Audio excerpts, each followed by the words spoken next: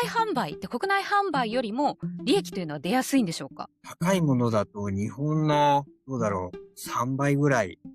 日本のハンドメイド作品、作家さんのどんなところが特に評価されてると感じてらっしゃいますか？一つ目はやっぱり品質ですね。もう一個が独自性ですね。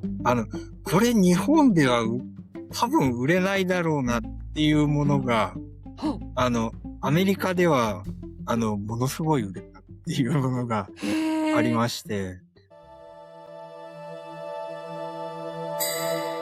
職人フロンティア。始まりました。ハンドメイド海外販売の本音、職人フロンティア。今回ゲストにお呼びしたのは、ハンドメイド作品の海外販売代行業をしてらっしゃる、株式会社クラフトタウン代表取締役の牧沢長人さんです。牧沢さん、よろしくお願いします。よろしくお願いします。日本人作家さんのハンドメイド作品を売ってらっしゃる EC サイト数多くあれど、海外販売代行というふうにかなりピンポイントで扱ってらっしゃるところって他になかなかないんじゃないかなと思うんですが、正直に、本音とタイトル銘打ってるので伺いたいんですが、海外販売って国内販売よりも利益というのは出やすいんでしょうか？はい。これは、販売する国によるんですけども、やっぱり日本よりも物価の高い国と物価の安い国、あとは同じぐらいの水準の国っていうのがやっぱりありまして、日本よりの物価の高い国に、販売できればやっぱり利益は高いです。今のお話を伺うと、どうしても国内で利益を出す以上に海外で利益を出すメリットというのがありそうだなと思ったんですが、国内だけで活動、ハンドメイド作品を販売してらっしゃる方というのは、もったいないというふうに言えますか？言えます。おお、はい。それは利益の意味が一番大きいですか？これは利益だけではなく、もちろん利益もそうなんですけども、海外販売って、正直何が売れるか、出してみないとわからないっていうのが現実です。というのも、例えば日本で売っててもなかなか売れないから、自分のはなかなか売れないものなんだっていうふうに、えーそこでもうストップしてしまうんではなくて、海外販売って、本当に読めないところがあって、日本で全然売れていないものでも、海外ではすごく売れるものですとか、あ、そうなんですね。わかりました。じゃあ、ちょっとまたその話は後ほど詳しく伺いたいんですけれども、じゃあ、そもそものところで、牧沢さんが海外販売支援を事業にされるまでのストーリー、経緯を伺えればと思うんですけれども、もともとハンドメイド作品を販売されるような業種で働いてらっしゃったんですか？いや、正直全く全然関係ない、業種から、普通に製薬会社で分析の仕事をしておりまして、そういった業界から、今このような事業をさせてもらってます。海外販売は今回が初めてです。牧沢さんご自身がハンドメイド作品がお好きだったんですか？ハンドメイド作品が好きというよりかは、もともとは伝統工芸、手作りのものっていう括りで、好きな部分がありまして、小さい頃お城とか、ああいうの見るのすごく好きだったんですね。建物の作りとかすごい見ちゃったりして、あの、そういうところから伝統工芸って今日本では割となかなか国内では蔓延しちゃってて、で、後継ぎもなかなか少なくなってきたり、物はいいんだけども、なかなか売れなかったり、評価されなかったりっていうものが多い中で、じゃあ伝統工芸っていうのをもっと、物と、あと人にスポットライトを、当てたいなっていう思いから、今現代は伝統工芸だけじゃなく手作りって、ハンドメイド作品、いろいろ、いいものを作ってる人たくさんいらっしゃるんで、伝統工芸に限らず、手作りのもの、いいものを、えー発信していこうかなっていうところで、この事業をさせてもらいました。ターゲットを国内ではなくって海外と決めてらっしゃるのは最初からではなくって、やっていかれるうちに、そう定まっていったような形ですか？はい、そうですね。最初は、海外っていうふうには考えてなかったです。はい。ええええ。ですけども、やっぱり、国内ではもうマーケットが出来上がってるんですね。大企業、大手の企業さん。はい。そこに、今更、自分が入ったところで、これは太刀打ちできないなっていうところで、ちょっと路線を変えて、はい、海外にっていう。これまでで一番辛い、しんどいなと思われた瞬間というのは、2025年の4月に起業をされていると思うんですが、はい。そこから今の2026年3月、ざっくり1年経っていますけれども、その瞬間というのは何かありましたか？会社として、法人化して1年ではありますけども、その前に1年半くらい、はい。もう個人事業として続けてきてまして、やっぱり辛かったっていうと、えっと、作家さんの要望に応えられなかったところ、部分ですとほう。か、はい。ええ。これ売りたいんだけども、です。ええええ。だったり、そういったところに応えられなかったところと、はい。あとは逆に購入された側から、うん。クレームになってしまったへ時とえ。かはやっぱり辛いですね。はい。それはなんか今でも悩みとしては続きそうな感じじゃなはい。いですか？それは今でもあります。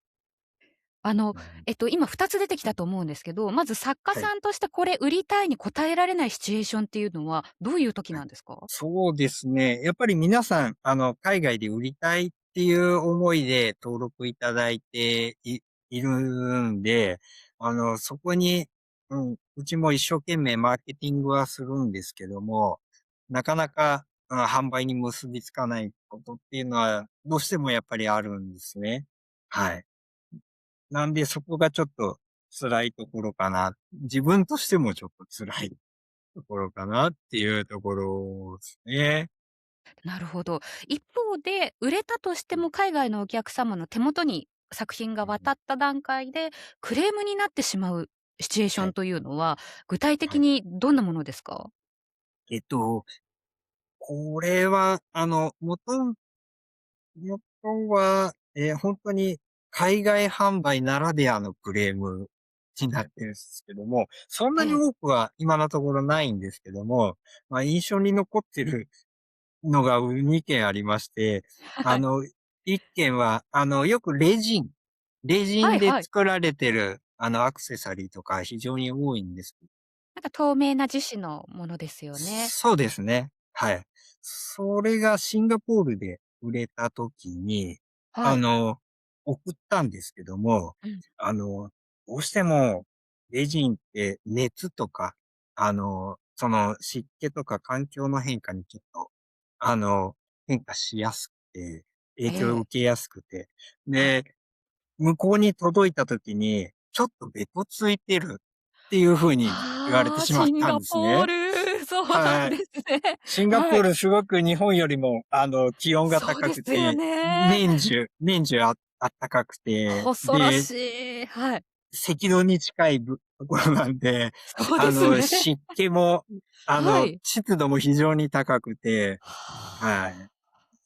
で、輸送時にもそういっええ、た影響も受けたのかもしれないんですけども、本当に、あの、海外販売ならではの、あの、ほんとであれだなっすね。て思いまして、こればっかりはもうどうしようもないところで、ごめんなはい。さいするしかなかったんですけども、それは送り直したりとかしても、おそらく同じ状況になってはい。しまうだろうから、じゃあもう返金しますみたいなことですか？そうなりああ、ましたね。ほんとにそれははい。想像がなかなか及ばないはい。ですよね。そうなんですよ。本え、当にもう販売する国にもよるってえいうとえええ。ころですね。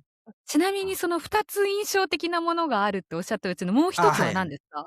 もう一つはですね、これはこれも海外販売ならではなんですけども、ええ。1年ちょっと前ですかね、カナダで、商品が売れた時があったんですうん。けども、11月下旬ぐらいかに注文が来て発送したんですけども、向こうの方としては、なるべく、クリスマスに間に合うよああ、なっていうるほど、そういうシー思いでズンですね。買って、はい、ええ、購入してくださったええ、あの、ちょうどカナダの郵便局かはい。が、ストライキを起こしてまストして。ライキ、カナダはい。の郵便局のストライキは想像できないですね。で、もう、1ヶ月半ぐらい、うわ、搬送がもうストップしておりまして、うわ、大変。で、はい。向こうのカナダの方なんで、事情は分かってるとは思うんですけども、届かないっていう風にずうわ、ーっと、何もでもこっちできないですもんね。はい、こちらとしては本当にどうしようもない状況だったんで、で、結局届いたのが1月中旬ぐらいになって、もう年越したう1月ーん。中旬ぐらいになってしまったんですけども、まあ、とりあえええ。ず普通に受け取ってはいただいたんですけども、まあ、そこも申し訳ないなと思いつつも、これはどうしうん。ようもない。で、今もね、それに限らずトランプ関税ですとか、ああ。中東での、あれこれあったりするんで、まあそういった影響もね、やっぱり受ける可能性もあるんで、もうこればっかりは常にリスクを背負いながら、海外の情勢も、見ながら、ちょっといろいろやり取りしなきゃいけないなっていうところですね。はい。全然国内の売る手法の考え方とまた違いますね。そうですね。はい。ねえ。世界情勢がそんなに影響するんだなというのをお話伺ってみて、なるほどと思ったんですけど、一はい。方で、成功をされる方うん。というのも当然数多くいらっしゃると思うんですが、冒はい。頭の質問ともちょっと、繋がってくるんですけれども、海外で売れた作家さんというのは、国内と比べてどれくらい規模感が変わってくるかというのを、可能な範囲うん。で伺えますでしょうか？そうですね。ここれは正直、申し訳ないではい。すけど、各作家さんが、国内でどのくらいの販売があってっていうのはちょっとうちでは把握してないもので、あの、なんとも言えないところなんですけども、ただ、やっぱり販売するルートが広がって広がったっていうのは確かかなとは思います。規模的にどこまでっていうのは、ちょっと何とも言えないところなんですよね。その作家さんと個々に違ってくるかとは思いまうすけども。ーん、そうですはい。よね。例えば日本の販売価格と比べて、海外での販売価格というのは、もちろん素材とか手の加え方にも違うと思うんですけど、上がるところだとどれぐらいまで上がりますか？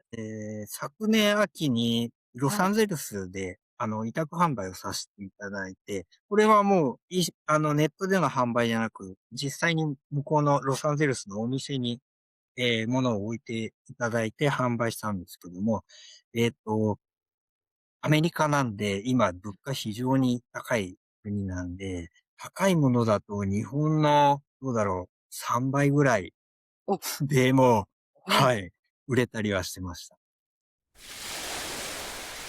職人フロンティア。うまくいかなかったケースやその共通点という風に、またちょっとうん。話を戻したいと思うんですが、うん。すごく海外で手に取っていただける作品もあれば、そうではない、なかなか同じうんうんうんうん。プラットフォーム上に販売されていても、売れるものとそうでないものがあると思うんですけれども、はい。それは何かどうでしょう、共通点とうん、か何か流れみたいなものって、牧沢さん側からご覧になってありますか？そうですね。今、海外、アメリカで3倍ぐらいの値段でも売れたっていうお話をした後にこんなことを言うのもちょっと矛盾してしまうんですけども、はい。やっぱり価格の高すぎるものほう。ですね、は、あ、はい。あの、なかなか動きづらいな、高すぎると言っても、あの、なんていうんですかね。そのものと、うん。価格とが、あの、合致するものっていうんですうーかね。納得はい。感がお客様にあるかそうでどうかすね。ですか？はい。なんかいろいろそのブランディングうん。の話にも繋うんうん。がってくると思うんですけど、はい。例えば、金箔を使ってとかすごく分かりやうんうんうんすく、うんうんうんうん。はい。素材で高値を必要なので、これは高いんだっていうものもあれば、はいはい。発送はい。料がかかるから、例えば陶器うんうんとかだとうんうんうん割安いからうんうん。高いとか、そのはい。値段が上がってくる要因っていくつもあると思うんですけど、海外のお客様が納得感のある高いものって、具体的にどういうことですか？やっぱり、にネット販売ですと、ええ。見るのが本当に画像のみ、ああ、写真のみなんで、ええ、写真と、あと説明文で、はい。どれだけ詳しく魅力を伝えるかうーん。なんですね。はい。すごくいいもの使ってて、すごい技術で作っているものでも、ええ。それをどれだけ、写真で伝えられるかっていうところはい。で、あの、写真でそれが伝わらないと、ものが、価はあ。格がすごく高く見えてしまうっていうはい。のが、やっぱり釣り合わないところなんでうーすね。ん。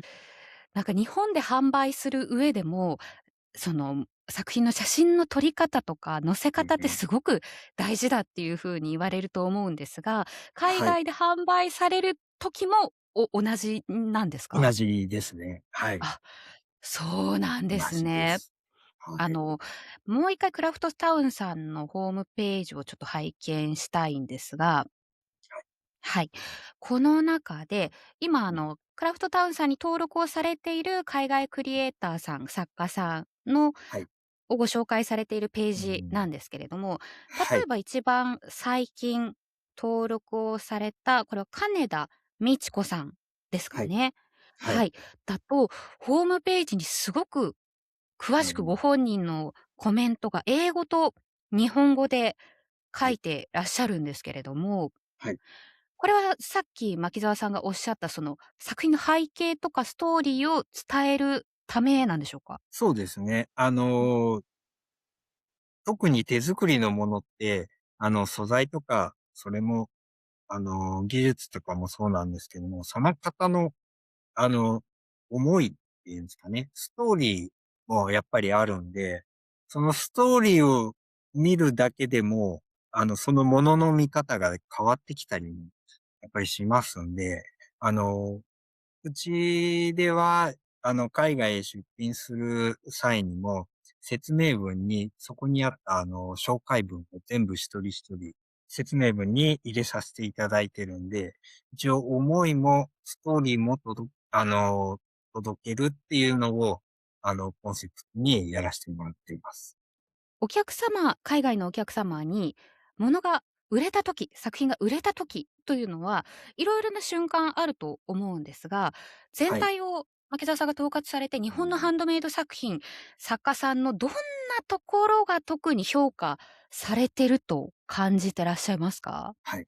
これは二つあるんですけども、はい。一つ目はやっぱり、えっと、品質ですね。品質。はい。はい。もう海外から見て、メイドインジャパンっていうブランドになっちゃっているんで、これは手作りであれ、既製品であれ、もう日本で作られたものっていうものは、あの、もう品質がいいものだっていうふうにもう認識で買われるんで、あの、これは、武器にもなりますし、逆に、プレッシャーにもなるところでもあります。はい。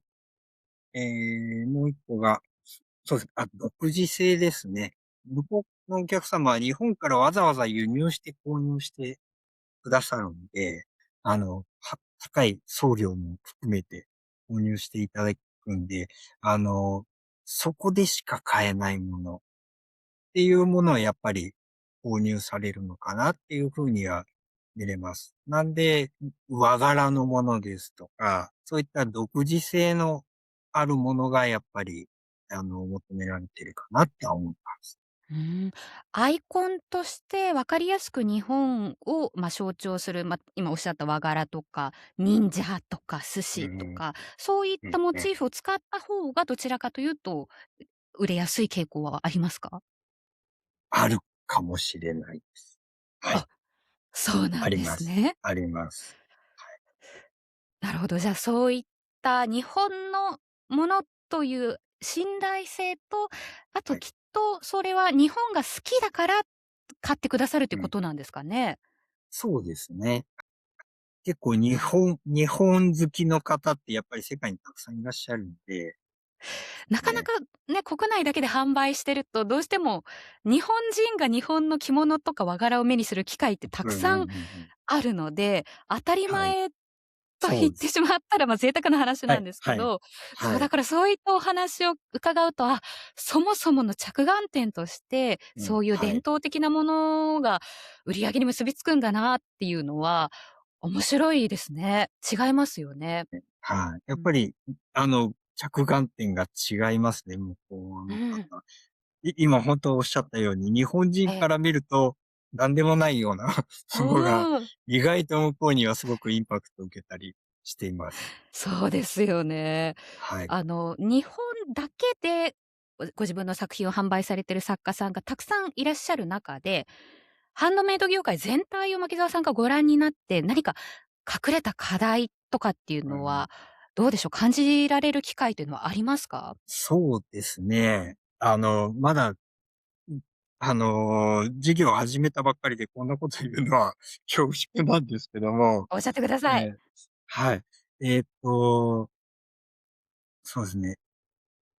本当に個人的な意見なんですけどはい。も、あの、ハンドメイドの作品を購入される方って、あの、まあ、ハンハンドメイドのものを購入する方、それと、ハンドメイドのものは購入しないうん、方、うん。なんか、個人的に分かれるような気がしているんですけども、例えば、インネとかクリームとか、ああいったはい。ところで、ハンドメイドを、メインで、うん。掲載していますけども、あの、個人的には、ハンドメイドと既製品の、えっと、壁を取っ払いたいっていうのがありまして、っていうのは、まあ、見方からすると、それじゃハンドメイドの魅力がなくなっちゃうんじゃないか、わかんなくなっちゃうんじゃないかって思うかもしれないですけども、そうではなくて、あの、売り場としてよく、あの、手作りのものをボックスとかで、あの、一人一人作家さんで売ってるじゃないですか。ああいうのではなく、例えば百貨店とかで、既製品で売っている、例えばポーチとかバッグとかの横ですとか、あとはそれに混ぜて、もう手作りのものも、あの、同じ土俵で売れないかなっていうふうに考えてるんですね。そうすると、購入する側も手作りのものと既製品のもの、ブランド品ですとか、あの、そういうものの、なんか固定観念を崩して、見れるんじゃないかな、購入できるんじゃないかなっていうふうに、個人的な思いですけども、思っています。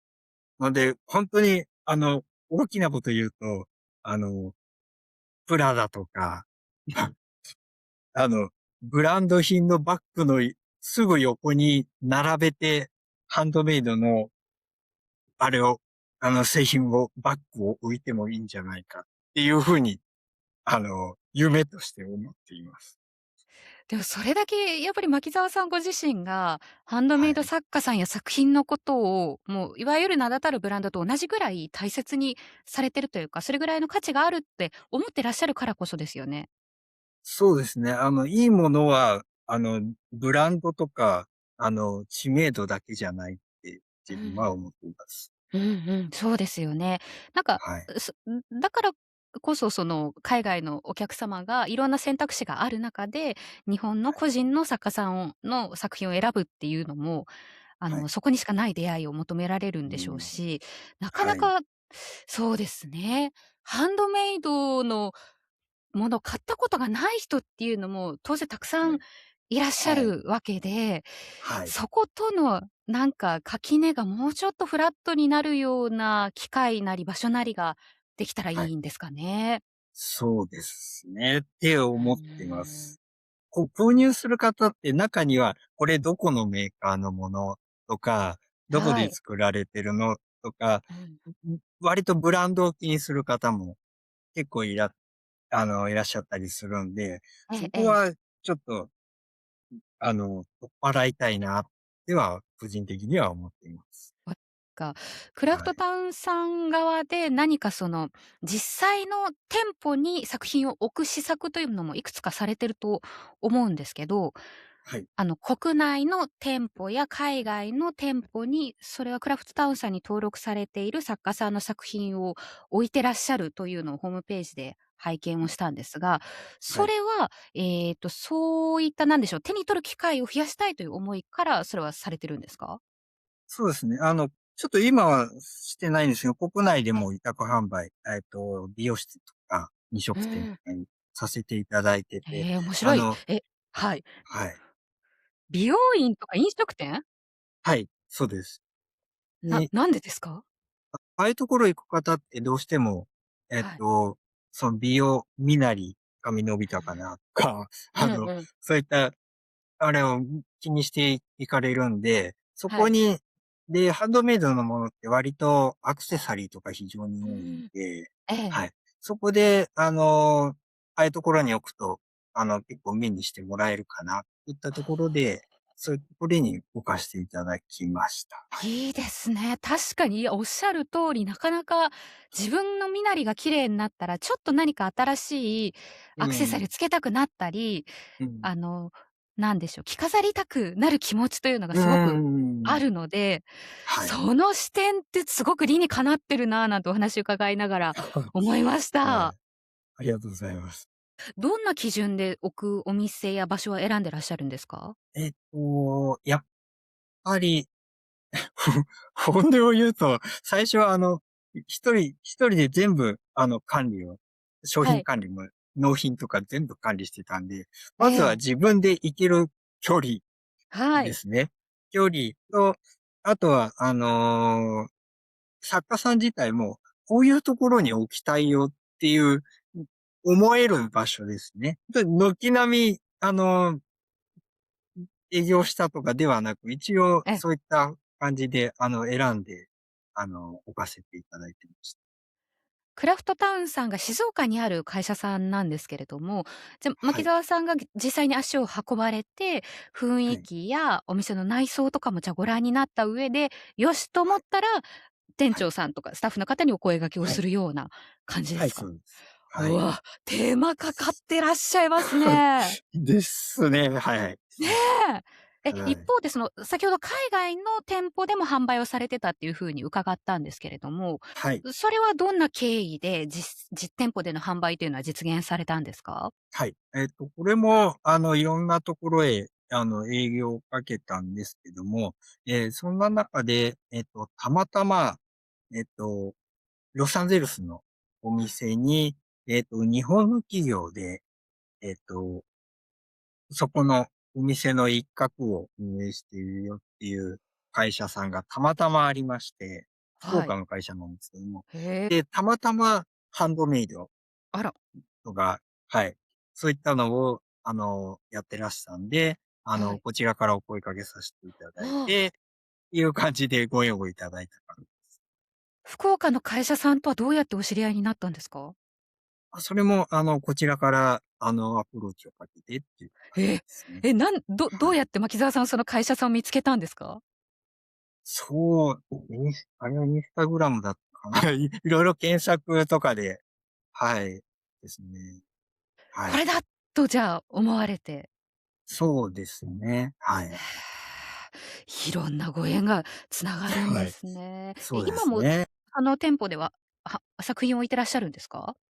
はい。今も置いてるんですけど、この3月中旬で一旦終了にはなってしまいますね。わかりました。うん。今後その海外の実店舗での販売というのは、何か拡大されたり、逆に縮小されるご予定とかはなんかあるんですか？ロサンゼルスは一旦、終わりになりますけども、その他にも、こう、展示会ですとか、イベントでへえ。すとか、そういったのはいろいろ計画はしておりますんで、まだまだこれから、えっと、展開していけたらなって思っています。ああ、アグレッシブ。やっぱり実際に作品をお客さんに手に取っていただくというのは大事はい。なんですね。そうですね。はい。へえ、そうですか。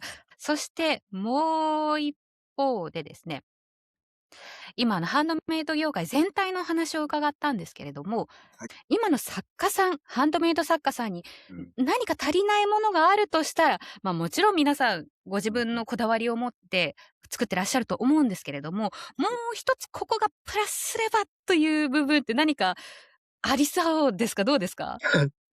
そうですね。なかなか辛口になってしまうかもしれないんですけどえも、え、そうですね。本当にこれは個人的な、今までやってきた中での、はい。感想ではあるんですけども、えっと、作ったものを客観的に見るっていうのが、やっぱりもっと必要かなとは、自分では今までやってきた中で思いました。これはいい意味でも悪い意味でも、あの、あるんですけども、ものすごくいいものなのに、これもうちょっと価格が、上でも売れるんじゃないかっていうものなのに、すごく遠慮がちで、値段をだいぶ低く、つけてしまったりっていう方もいらっしゃったり、これはもっと客観的に人から意見をいただいたりうすれば、ん。絶対に、評価的にはもっといいんだろうなっていう思うものもあれば、ええ、逆に、あの、ちょっと残念だ。すごくこれいいものなんだよ。素材もすごくいいもの使ってるんだけども、ええ。なかなかそれを伝えきれない、こう、作品ですとか、あの、品質ですとか、そういったもはい。のが、思いはすごく伝わるんですけども、あの、多分自分の中でこう完結しちゃってるんで、うん。それなりのすごい値段をつけてしうまっん。て、あの、なかなかその魅力が伝わらず、販売に、繋がらないっていう方は、やっぱり客観的にものを、いろんな方からも見てもらったりとか、客うん観的にうん。ものを見て、これってどう見えてるんだろうっていうの、視点っていうのはやっぱり必要かなとは思っています。職人さん、いわゆるアーうん。ティストだとも思うんですけど、一方はい。で、ご自身のマネージャーでもいなきゃいけない。自ああ、分の作はい、はい、品を作りながら、それを売る方法も考えなきゃいけないっていうのが、はい。すごく、大変でもあるとうん。思うんですけれども、はい、はい、だからこそ、すごくアーティスト寄りになってしまう方がいるというのも、はい、なんかはい、はい。すごく腑に落ちる部分もありますし、一はい。方で、ね、SNS をうん、見ればもうたくさんの作品がうん。ある中で、自信はい。がなかなか持てないっていう方もいらっしゃるのもなんかわかるな。私もナレーはい。ションの仕事をやってるんでうんうんすけど、うんうん。全く一緒だなと思いながらおはい。話を伺っていました。だから自分うん。の軸も持ちつつ、人の意見もうん取り込んでっうんうん。ていうのが、はい。すごくそれって難しいことですよね。そうなんですよね。うはい。ん。ちなみにそういった場面に牧沢さんが出会った時は、一はい。言どうでしょう、アドバイスとかはされるんですか？あ、したことはあります。はい。あ、そうなんですね。どっちパターンでした？両方のパターンなんはあ。ですけども、はい。なかなかね、写真とか、説明文見るとすごくいい素材使ってたり、あの、いいものだっていうのはわかるんですけども、なかなかその写真とか、やっぱり苦手な方もいらっしゃるんですね。写真撮りがちょっと苦手だよとか。はい。いるんで、そこがね、なかなか魅力が伝えづらいところで、もうちょっとこう、伝わるような、写真撮りですとか、こういう写真を撮るといいですよとか、こういう一文を入れた方がいかがでしょうとか、あとはもう、同じ分類の中で、まあ、競合じゃないですけども、同じアクセサリーならアクセサリーで、他の方たち、他のものはどのくらいの品質、どのくらいの値段で、売っているのかなっていうのも一応、そこも、相場っていうんですかね。そこも把握する必要もあって、やっぱり作ってる方ってもうこうなっちゃうんで、これはもう、これいくらっていうふうに決めちゃう方もいらっしゃるんで、そこはやっぱり相場もね、ちゃんと調べた上で、で、自分のこだわりも詰めた上で価格っていうのはやっぱ決めなきゃいけないかなっていうふうに、アドバイスはしたことはあります。すごいもうはい。マネージャー的なこともされてるんですね。松澤さんご自身が。そうですね。はい。職人フロンティア。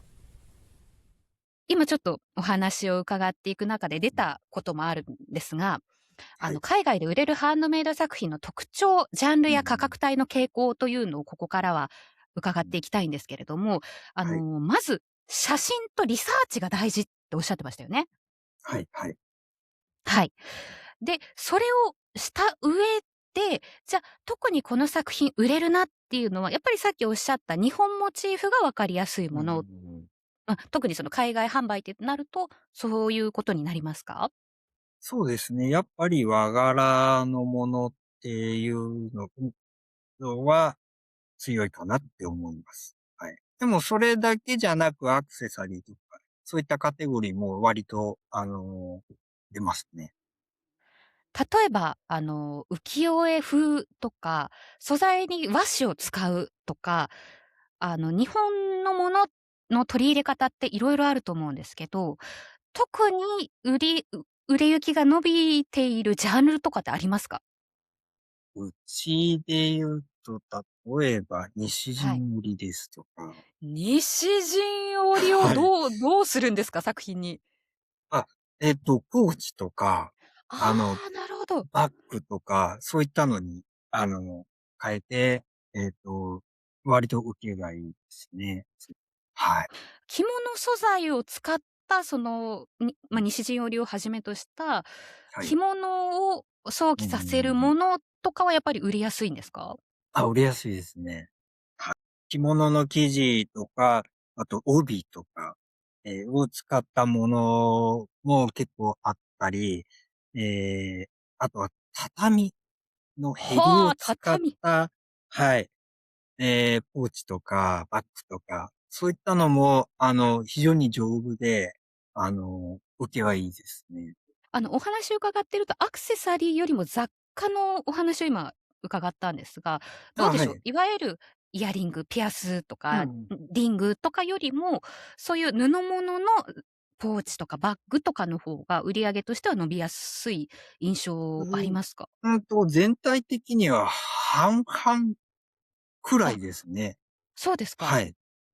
アクセサリーも意外と結構出るんですね。うーはい。それん。は、特に日本をモチーフにしたものでなくても、ええ、割と海外ははい。日本人よりもこうアクセサリーを身につけるっていう、あの、習慣っていうんですかね。そういうのが、多いへえ。ようで、はい。ええ。割と、売れます。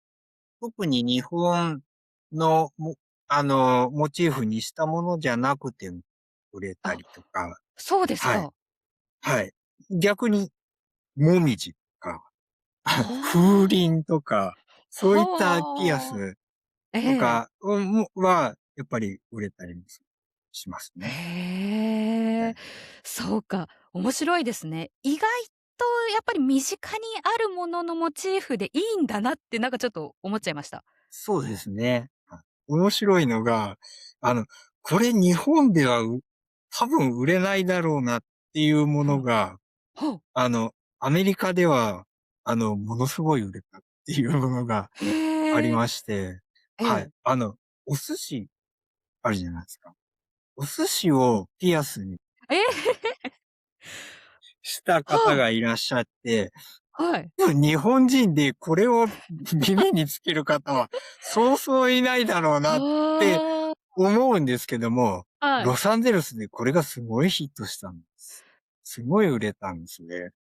それの、うん。どうでしょう、販売価格ってだいたい3000ぐらいとかですか？公園で4、5千円だった気がしまあ、す。まあまあ、やっぱいいですね。海外らしはい。い価格帯だななんて思いますけれども。はい。それがはい。じゃあヒットするっていうことはかなり売り上はい。げとしては伸びたっていうことなんですあ、ね。かなり伸びました。その作家さんもともとお寿司が好きだったんですかね？おお、ちょっとそこまでは伺ったこ経緯がとがないんですけど気にも、なる。そうではすか。この番組でおはい。話伺えたらいいな。そうですね。ねえ、ありがとうございます。なるほど。やっぱりなんか日本モチーフっていうのは、なんか大枠としてあれど、そこの落とし込み方っていうのが作家さんそれぞれのカラーがすごく出てくるはい。なと思って、それが面白いなと感じましはい。た。はい、まさにそうですね。で、じゃあここから実践的はい。にこれから海外に挑戦するなら、何から始めるべきですか？とうん、いうのを伺っはい。ていきたいんですが、はい。どうでしょう、牧沢さん、まず一番最初これだと言うなら、何になるでしょう？はい。ほんとに、短いんですけども、ええ。海外と国内の壁をなくすことだと思います。海外と国内の壁をなくすというのは具体的にどういうことですか？はい。どうし国内販売だけやってる方っていうのは、あの、どうしてもやっぱり海外ってなると、もう英語できない。あの、国国際発送やり方を知らないですとか、そういったもう壁を、作ってしまって、海外なんてとんでもないっていう風に、やっぱり考えてしまう方が非常に多いんですね。で、もう海外販売っていうともう、個人じゃそんな難しいですとか、あの、もうチャレンジする前にもう壁を感じてしまっている方がやっぱり多いかなっていう風に、見えて見えるんで、やっぱりそこは、あの、海外に売るのも日本に売るのも、手間はちょっと違いますけども、基本的には、一緒ですよっていったところで、あの、そこは、まずは壁を海外なんて無理だよっていう、あの、先入観をまずなくしていただけたらなとは思いますね。多分これを見てくださってる方は、これからご自身が海外に挑戦したいとかっていう風に、海外に対して前向きな気持ちを持ってらっしゃる方だとは思うんですけれども、だからこそ、もう全くそこで英語がとか、何か手法がっていうところで悩む意味ってそんなにないんだよっていう感じなんですかね？そうですね。今って、もう本当に便利な世の中で、インターネットを開けばもう世界中つながりますし、もちろんうちは全部、サポートできますけども、そうじゃなくても海外発送ですとか、海外への売り方っていうのは、もう調べればいくらでも出てきます。なんで、そんなに、あの、英語もですね、今 AI とかで、もう翻訳機能とか AI とかいくらでもありますんで、個人でやろうとしても、できない話じゃないとは、思っていますんで、なんで、ぜひチャレンジしていただけたらなと思う。今一番根幹となる部分だと思うんですけど、まず壁をなくす。じゃあ、はい。壁をなくした次というのはどうすればいいはい。でしょう？あとは、これもさっきの話ですけども、客観視する。海外から見て海外のお客さんから見て、これはどういう風に見えるのかっていうのを、価格も物も、はい、見る必要があるかなとは思う。その海外のお客さんの目を自分の中に持つために、何かはい。できそうなことってありますか？まずはいろんな事例を調べたり、あの、これは個人だけじゃなく、例えば、大企業でも、海外に出店してみた、海外に販売してみたって言っても、大企業ですら失敗することもあります。はい。なんで、こればっかりは、まずはリサーチですとか、中には作家さんで言います。日本国内で販売するのと、海外向け用にわざわざ作るっていうのもいらっすごい。しゃるんで、はい。海外に、やっぱり受けがちょっと違う部分もあったりするんで、はい。そこは、うん。そういう客観視というか、いろんなあの、目で見るところですね。じゃあ、その心の壁をなくして、リサーはい。チをした上で作品を作りました。よし、これで海外に販売しようとなった時に悩むのってプラットフォームかなと思っておりまして、個人で SNS でインスタグラムをはじめ、作品の写真を掲載して発信するのは当然とし前提として、プラットフォームの選び方とかは、何か気をつけてらっしゃることとか、意識してらっしゃることってありますか？はい。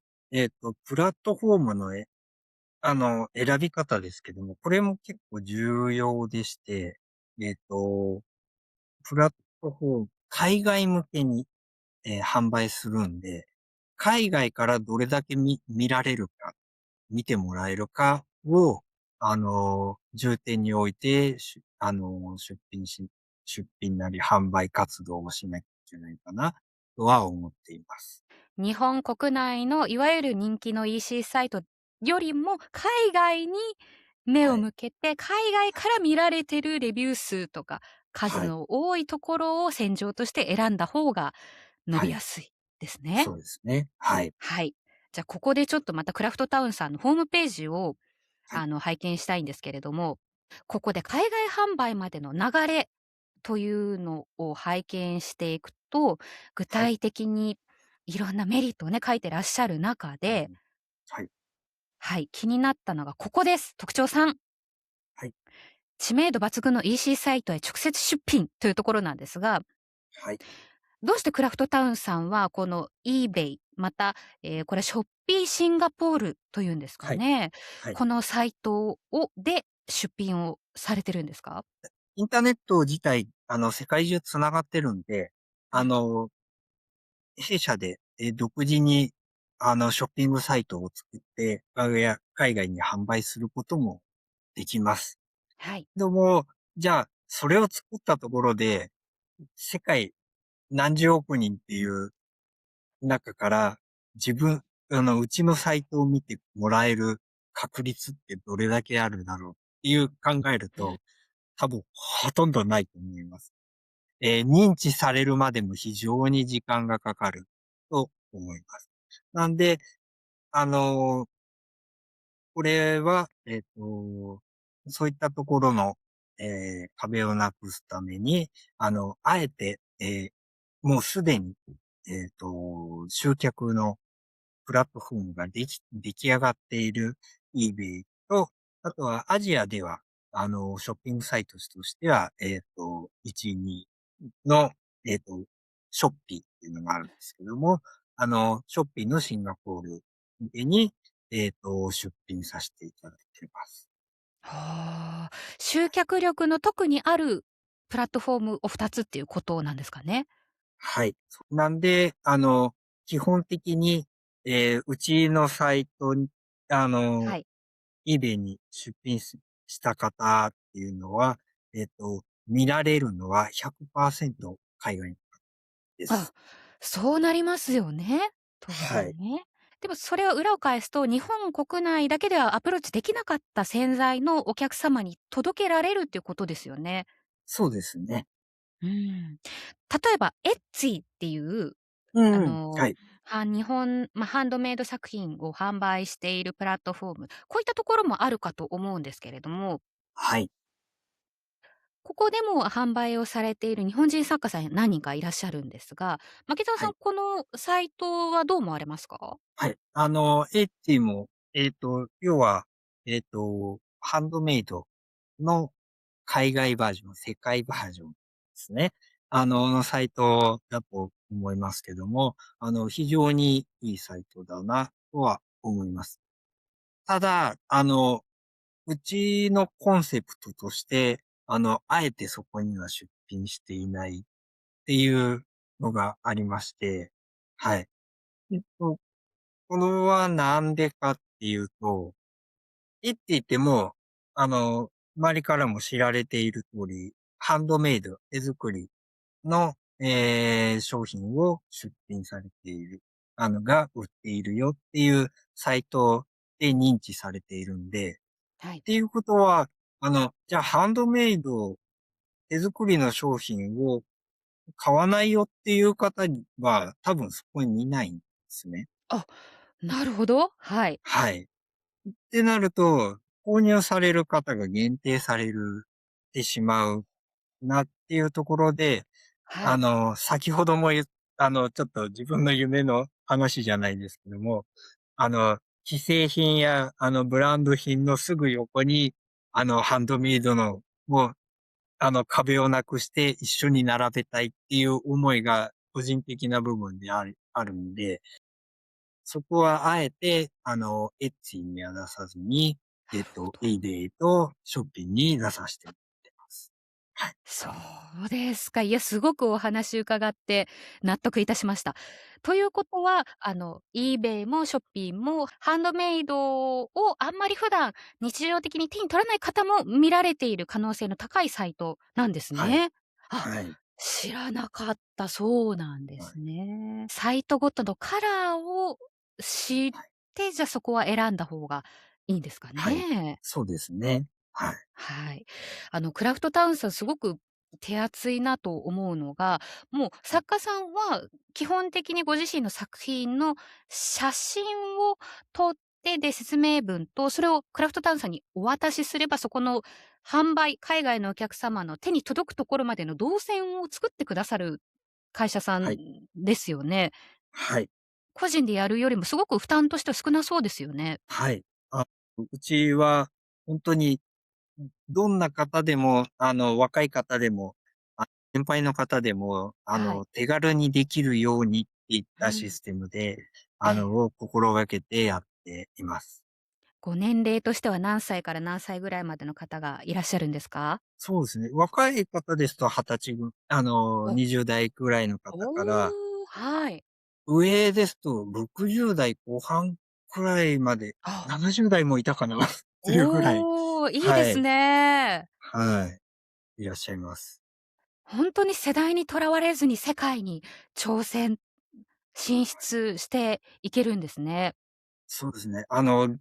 特に年配の方ですと、パソええ。コンに、もう、あ、英語とか発想とかいう以前にパソコン苦手っていう方もいらっしゃるんで、はい。そこもなるべく、どれだけ簡単に、手間を省いて、ええ、できるかっていうところに重点を置きながら、どんな方でもできるようにっていうのをはい。重点に置きながら、サービスをさせてもらってます。実際にそのクラフトタウンさん経由で作品を購入された海外のおはい。客様から感想のはい。声とかは届いてるんですか？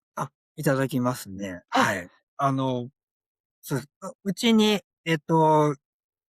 直接、すごく、いいもので気に入りましたですとか、あの、で、で見た瞬間すぐに決めましたとか、いろんな声をいただくこともあり、中には、あの、皆さんこう、ショップカードとか販売さあの、商品の中に入れられたりする方もいて、うちじゃなく、作家さん、うん。SNS 等で、作家さんに直接、メッセージを送られた方もいらっしゃいました。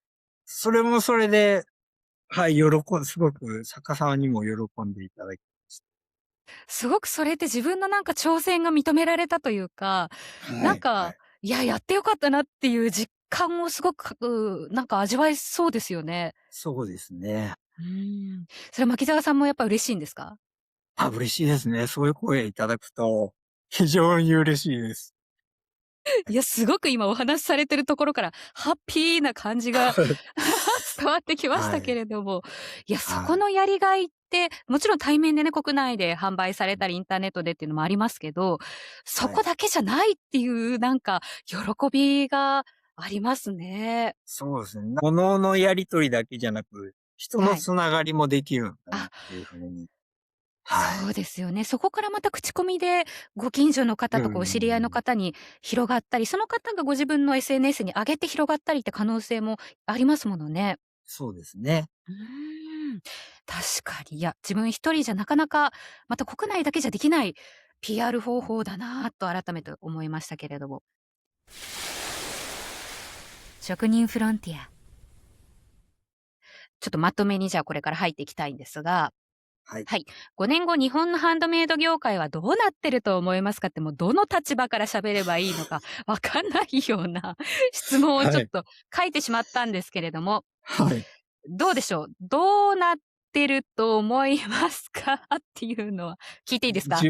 自分なんかがこんなのコメントしていいのかなってちょっと恐縮なんですけども、5年って意外と、うん、あの、そんなに先の話じゃないなってうん。思っていて、はい。はい。今までもそうだったんですけども、うん。あの、国内だけじゃない海外への販売も、もうこれから非常に伸びてくるとはうー思っん。ています。はい。で、日本で売れたものが海外で売れるもそうですけども、逆に日本で売れなかったものをそこで諦めるんじゃなく、海外にもちょっと反応を見てみようっていった、うん。方も多分増えてくるんではないかなって思っています。うん。なるほど。すごく今のお話と通じる部分になるなと思っているのが、はい。最後のクエスチョンとして用意させていただいた、この閉塞感を抱える作家さんへ一言いただきたいというものなんですけれども、はい。そこはじゃあ、国内で閉塞感を抱えている作家さんは、まだまだそこは開拓の余地があるということですね。あると思います。はい。うん。ただ、それに刺さるお客さんに出会えてないだけで、あの、い日本だけじゃなく、はい。今、世界中うにもっとーん。人口はたくさんいらっしゃいますし、ええ。いろんな感性を持った方、いろんな、ああいうものが欲しい、こういうものが欲しいっていう方っていうのはたくさんいらっしゃるんで、うあーん。ぜひ、いろんなところに挑戦していただけたらなと思います。牧沢さんご本人としては、この5年のスパンの中で、これからどういった展開や挑戦をしていきたいとかは考えてらっしゃいますか？そうですね。今、ロサンゼルスの委託販売と、はい。オランダでも展示会をやらせていただいて、あうん。の、そういった中で EC 販売は軸として、ネットだけの販売じゃなく、こう、実際に海外で物を見て、手に取ってみて、購入していただくっていう機会をアジア、ヨーロッパはい。と、もっと増やせたら、そういった機会を増やせたらなっていうふうに思ってる。うーん。今もすでにその海外での出店というのはされてると思うんですけど、じゃあもっとエはい。リアや頻度を増やしていく。そうですね。あら、お忙しいですね、そうなるとね。はい。ですね。はい。はい。じゃあこれまでのお話を伺って、よし、じゃあクラはい。フトタウンさんに登録してみたいなと思った方はどうすればいいですか？まずはホームページを見ていただいて、登録方法とかも、載ってますんで、それからはい。登録していただくのもいいですし、あとは、SNS 等で、直接聞いていただいてもいいです。あら、はい。その登録するかどうかちょっとそもそも悩んでるんですっていうご相談も大丈夫ですか？大丈夫です。おあ、問い合わせとか、直はい。接メッセージいただいても大丈夫です。わかりました。ありがとうございます。あと何はい。か見ているハンドメイド作家さんに伝えたいことというのはありますか？そうですね。ハンドメイド作家さん、売れる方、売れない方、売れる商品、売れない商品、様々あると思いますけども、あの、可能性は、自分の中で、限界を決めてしまうんではなくて、もっといろんな意見、先ほども言いましたような客観視ですね。いろんな視点から、見ていただいて、人の意見も聞きながら、自分のこだわりも持ちながら、えっと、そう、壁を取っ払っていろんなところに挑戦していたうん。だけたらなって思います。なかなかね、成果が出ないとどうしても、いや、もうちょっと距離を置こうかな、ハンドメイドからうん、とか、ものづくりの時間ってなんか自分にとってどこまで大事だったんだろうとか、うん、すごく自分の現在地とかがブレちゃうことって絶対あるとうん、思うんはい、ですけど、私自身もはい、その喋る仕事をやっていて、上手いはい。人いっぱいいる中で、うん、なんで私これやってるんだっけって悩むうん、こともすごくうん、あるんうん、うん、ですけど、なんかそういった時にまた新しい戦略というと大げさかもしれないですけど、うん、うん、ちょっとなんか道があって、はい、で、そこはい。をなんか、寄り道気分で歩いてみてもいいんだなっていう風になんか私まで勇気をいただけたような気がしました。はい。正解は一つじゃないと思っています。はい。モデルケースとか成功した作家さんなり、声の仕事の方だったら声優さん、ナレーターさんを見つはい。つも、そこをなんはい。かじゃあ自分に落とし込むとしたらっていうところがきっとビジネスの発想になってくると思うので、そうですね。なんかそこにプレッシャーを感じすぎずに、うまいはい。こと、なんか心の平穏を保ちながら続けていけたら健やかだなと思いましたうんうね。んうん、そうですね。はい。ねえ。いや、きっと牧沢さん、そういう作家さんをたくさん見てらっしゃるので、ご自身の作品の販売活動にそもそも悩んだりとか、創作はい。活動自体に、ちょっと閉塞感とかモヤモヤを抱えている方というのも、なんか気軽に牧沢さんにご相談していいですかね？いいですよね？あいいですね。いいですね。ぜひご相談ください。はい。言葉をいただいたので、はい。はい。クラフトタウンさん、ホームページ以外にも、インスタグラムやフェイスブックなどで展開をされているので、そういったアカウントも概要欄からチェックしていただければと思っています。はい。はい。